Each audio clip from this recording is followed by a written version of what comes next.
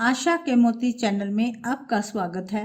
महादेव के नंदी कहानी।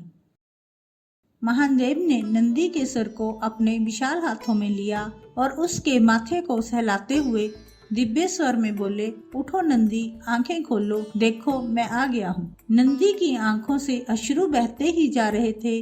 आंखों के नीचे अश्रुओं की धारा उसके चेहरे से होती हुई टप टप बहती हुई धरती को निरंतर भिगोती चली जा रही थी।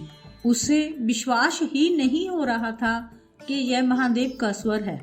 महादेव ने नंदी को चूमा और फिर से कहा, उठो नंदी, तुम्हारी प्रतीक्षा समाप्त हुई मेरे बच्चे, उठो, अब तुम्हारी पीड़ा का अंत आ गया है। नंदी ने अपनी आंखें खोली और सामने उसी प्रकाश के पुंज को पाया जिसके दर्शन वह बचपन में करता आया था। नंदी खुशी के मारे झूम उठा और उसने अपने सर को उठाया और अपने चारों ओर देखा। चारों ओर उल्लास के स्वर गूंज रहे थे। नंदी ने आगे बढ़कर महादेव की गोद में अपना सर रख दिया और स्वर में बोला, प्रभु, आपने इतना समय क्यों लगा दिया? मैं वर्षों से यहीं पड़ा पड़ा आपकी राह देख रहा था, आपका तिरस्कार होते हुए देखता था, खून के आंसू रोता था, आपके भक्तों की लाचारी देखता था और देखकर मन महसूस कर रह जाता था। इतना कहकर नंदी की आंखों से फिर एक बार अश्रुधारा बह निकली और महादेव के वस्त्रों को भिगोने लगी। महादेव ने नंदी की आंखों पर अपने हाथ फेरे और उसके अश्रुओं को पोंछने का प्रयास किया। नंदी के अश्रुओं से महादेव की हथेलियां भीग गई। महादेव ने नंदी को पुचकारते हुए कहा, नंदी, मैं तो यहीं था, मैं कहीं नहीं गया था। मैं मौन होकर देख रहा था कि मानवता किस सीमा तक जा सकती है।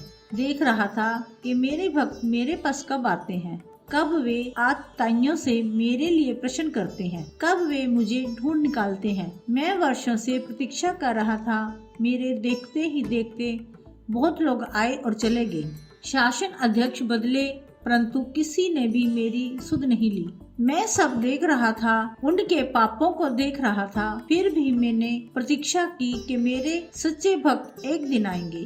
परंतु युग बदलते बदलते लोगों को नवजागरण होना एकदम आवश्यक हो गया था। फिर मैंने एक दिव्य साधक को भेजा और उसके शिष्य के रूप में एक योगी को भेजा। उस साधक ने मृतकों की भांति सोए हुए मनुष्यों को झंझोड़ कर जगाना शुरू किया।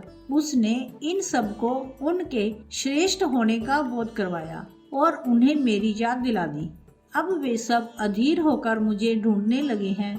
मैं यहीं था, पर वो मुझे देख नहीं पा रहे थे, क्योंकि वे जाग तो गए थे, परंतु अभी भी अर्ध निद्रा में ही थे। वे एक नहीं थे, वे बटे हुए थे। वे अलग अलग ही मुझे ढूंढना चाह रहे थे, ताकि जब मैं मिल जाऊं तो वे सबके सामने चिल्ला चिल्ला कर कह सके, उन्होंने मुझे ढूंढा है। पर मुझ पर केवल उनके समूह का ही अधिकार है। फिर उस साधक और उसके शिष्य योगी ने जब देखा कि समय बीतता जा रहा है, जो उन्होंने मुझे सबके सामने लाने का बीड़ा भी स्वयं ही उठा लिया, उन्होंने साम दाम दंड भेद का प्रयोग करते हुए मुझे सामने लाने का प्रयास तेज कर दिया। उधर साथ ही साथ वे लोगों में एकता लाने का भी प्रयास कर रहे थे। फिर आज सोमवार को बुद्ध पूर्णिमा के दिन वह घड़ी आ गई जब मुझे संतुष्टि हो गई कि अब सही समय है। अब मुझे सामने आकर दर्शन देने चाहिए और परिणाम तुम्हारे सामने है नंदी। तुम मेरी गोद में हो और मैं सैकड़ों वर्षों बाद आज तुम्हें दुलार रहा हूँ। नंदी, यदि उन्होंने सामूहिक प्रयास किया होता तो मैं सैकड़ों वर्ष पहले ही प्रकट हो गया होता। अब भी बहुत कुछ है ढूंढने को।